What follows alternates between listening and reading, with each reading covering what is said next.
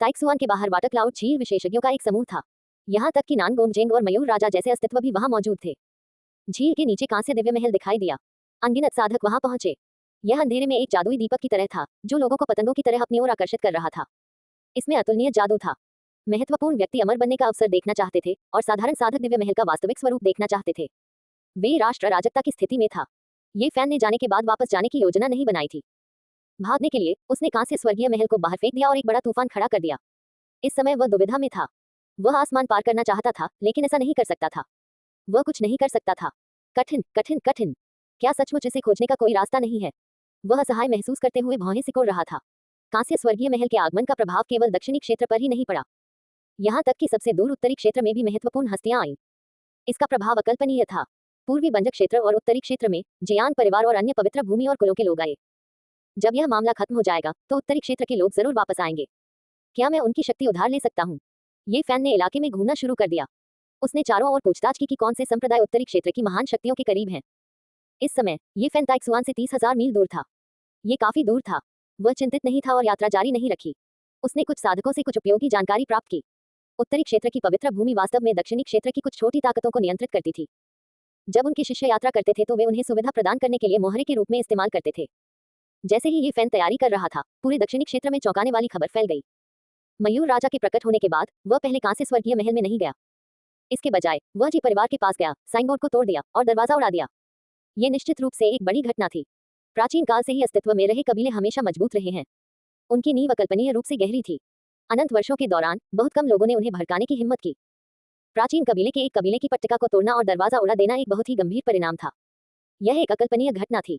उस दिन ये खबर पूरे दक्षिणी क्षेत्र में फैल गई और बहुत हंगामा मच गया। पूर्वी बंजक क्षेत्र और दक्षिणी क्षेत्र पहले से ही एक सभा स्थल थे। दिव्य महल के प्रकट होने से सभी जगह से साधक एकत्रित हो गए थे। इस तरह की अशांति ने क्षेत्र को और भी अशांत बना दिया।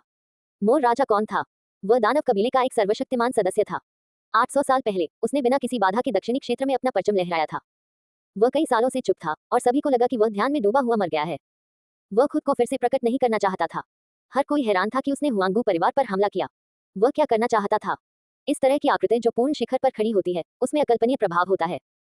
उनके हर शब्द और हर क्रिया पर दूसरों की नजर पड़ती है और उन्हें एक तरह का संकेत देने वाला माना जाता है। एक अंग में थोड़ा सा बदलाव होने पर पूरा शरीर हिलने लगता है।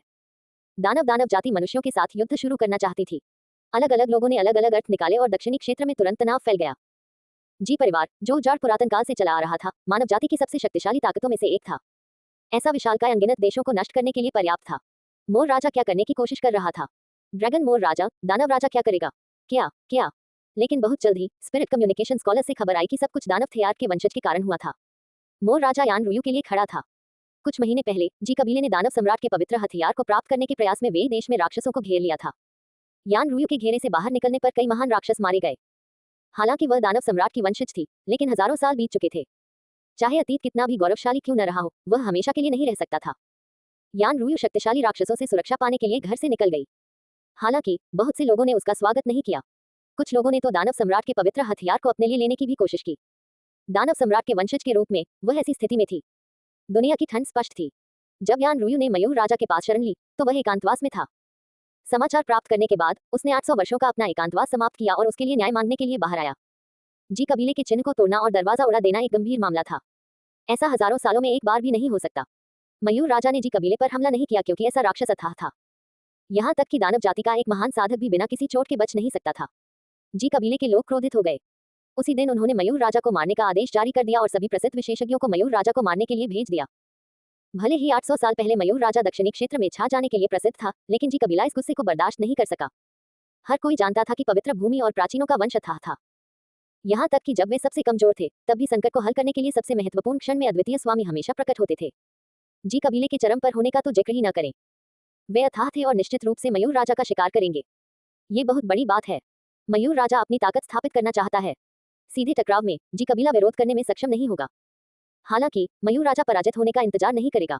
मुझे डर है कि यह बिना किसी निष्कर्ष के समाप्त हो जाएगा। मोर राजा एक महान साधक के रूप में जाना जाता है। ये कहना मुश्किल है कि कौन पीड़ित होगा। हालांकि जी कबीले का ऊपरी हाथ है। आखिरकार वे बहुत बड़े हैं। हर कोई अलग अलग दृष्टिकोण से चर्चा कर रहा था। ये फान चौंक गया। मयूर राजा की शक्ति की कल्पना की जा सकती थी, लेकिन जी कबीले की उत्कृष्टता का अनुमान नहीं लगाया जा सकता था। वह कई साधकों की बातों से एक दो बातें अनुमान लगा सकता था। एक दिन बाद ही दक्षिणी क्षेत्र को हिला देने वाली खबर आई। मयूर राजा अचानक वे राज्य में प्रकट हुआ और उसने जी कबीले के एक सर्वोच्च बुजुर्ग को कुचल दिया जो ताइक्सुआन में मेहमान था। ये वास्तव में एक बहुत बड़ा भूकंप था। जब खबर बाहर आई तो सभी चौंक गए। मयूर राजा स्पष्ट रूप से एक बड़ी लड़ाई की तैयारी कर रहा था। ये पट्टिका को तोड़ने और जी कबीले को अपमानित करने जितना आसान नहीं था। जी वंश के सर्वोच्च बुजुर्ग का अस्तित्व कैसा था? वह निश्चित रूप से एक बहुत बड़ा शॉट था। अपने पैर के एक झटके से वह एक क्षेत्र को हिला देता था। उनमें से बहुत कम लोग मारे गए क्योंकि प्रभाव बहुत बड़ा था। मोर राजा ने वास्तव में इतने सारे लोगों के सामने जी परिवार के सर्वोच्च बुजुर्ग को मार डाला था।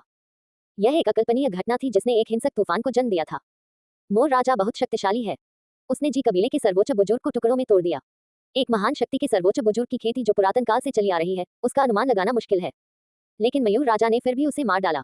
ये वास्तव में लोगों को कांपने पर मजबूर करता है। सभी साधक हैरान रह गए। जब उन्होंने इस विषय पर चर्चा की तो उन्हें ठंड की लहर महसूस हुई। यह आश्चर्य की बात नहीं है कि मयूर राजा के पास ऐसी युद्ध क्षमता है। आपको ये जानना होगा कि 800 साल पहले उसने दक्षिणी क्षेत्र पर अपना प्रभुत्व जमा रखा था और कुछ ही लोग उसका मुकाबला कर सकते थे। ये सही है। आपको ये जानना होगा कि वह एक ऐसा अस्तित्व है जिसे महान प्राणी के रूप में जाना जाता है। महान प्राणी क्या है? उसकी जादुई शक्ति राक्षसी और अजेय है। वह एक महान प्राणी है। मोर राजा के हमले ने पूर्वी बंजक क्षेत्र और दक्षिणी क्षेत्र को हिलाकर रख दिया। उसके कारनामे एक के बाद एक सामने आए और लोगों ने उन्हें खोदकर निकाला। युद्ध में मिली उपलब्धियों की श्रृंखला ने लोगों को अचंभित कर दिया। जब से मयूर राजा ने पदार्पण किया था तब से उसे दक्षिणी क्षेत्र में कभी पराजित नहीं किया गया था। यही कारण था कि उसे राक्षस जाति का महान प्राणी माना जाता था। ये कहा जा सकता है कि 800 साल पहले उनकी गौरवशाली युद्ध उपलब्धियां अनगिनत थीं। उनमें से कई तो चौंकाने वाली और चौंकाने वाली थी। साधारण साधकों का जीवन काल केवल 100 वर्ष से अधिक होता था। कई लोगों के लिए 800 वर्ष बहुत लंबा था। शायद ये सिर्फ एक संख्या या प्रतीक था, लेकिन अगर कोई वास्तव में इसके बारे में सोचे तो यह एक बहुत लंबा इतिहास था। जब ये फैन ने 800 साल के बारे में सुना तो उसने आकाशगंगा की दूसरी तरफ के बारे में सोचा।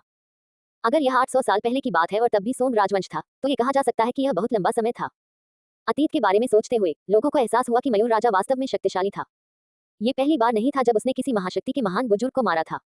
800 साल पहले उसने याओगुआन पवित्र भूमि के 2 प्रसिद्ध व्यक्तियों को मार डाला था। उस साल उसने बहुत हंगामा मचाया था। याओगुआन पवित्र भूमि ने 50 साल तक उसका पीछा किया था, लेकिन वे उसे मार नहीं पाए थे।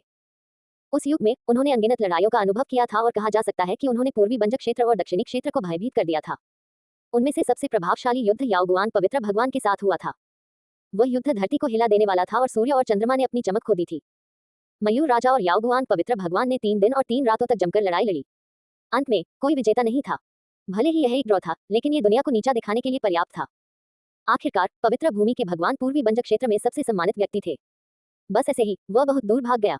ये वह युद्ध था जिसने उसे वास्तव में एक शक्तिशाली व्यक्ति के रूप में प्रसिद्ध और सम्मानित बनाया। महान बुजुर्ग की हत्या कर दी गई और जी परिवार क्रोधित हो गया। जी परिवार के महत्वपूर्ण व्यक्ति कांस्य दिव्य महल में जाना चाहते थे, लेकिन उन्होंने तुरंत अपनी योजना बदल दी और मयूर राजा का पीछा किया। जी परिवार का नेता दानव जाति के शक्तिशाली प्राणियों को मारने के लिए एकांत से बाहर भी आया। मयूर राजा जी परिवार के शीर्ष अस्तित्वों के खिलाफ लड़ने में सक्षम हो सकता है, लेकिन वह इतनी बड़ी ताकत के खिलाफ नहीं लड़ सकता। वह केवल एक हमले के बाद ही पीछे हट सकता था। क्या वह ऐसे ही रुकने वाला था? शायद वह फिर से चुप हो जाएगा। यही सब सोच रहे थे। हालांकि बहुत जल्द ही खबर आई कि मयूर राजा ने फिर से हमला किया और जी परिवार के प्रसिद्ध लोगों को मार डाला।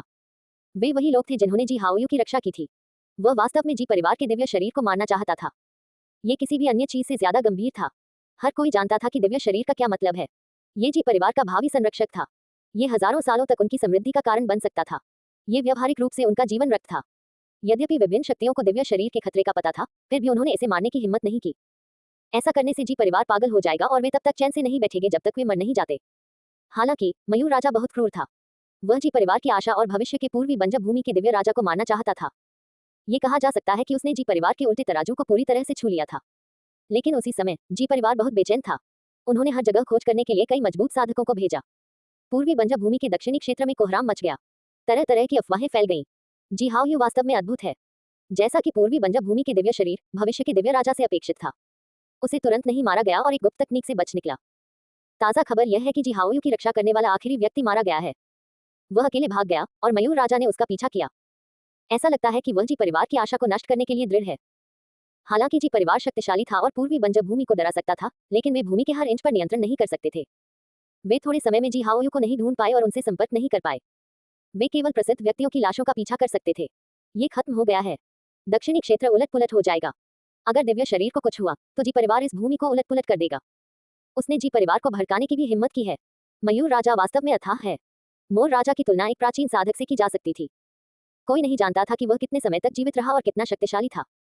कुछ लोगों ने अनुमान लगाया कि उसका जीवन काल समाप्त होने वाला था, इसलिए वह निडर था। ये फैन को लगा कि इसका उससे कोई लेना देना नहीं है, इसलिए उसने इस पर ज्यादा ध्यान नहीं दिया। यह एक छोटा सा पहाड़ी गांव था। मुर्गियां और कुत्ते एक दूसरे पर भौंक रहे थे। सब्जियों का बगीचा हरा भरा था और मछलियों का तालाब हर जगह फैला हुआ था। जब वह वहां पहुंचा तो उसने अचानक एक बेहद कमजोर आवाज सुनी, छोटा बच्चा।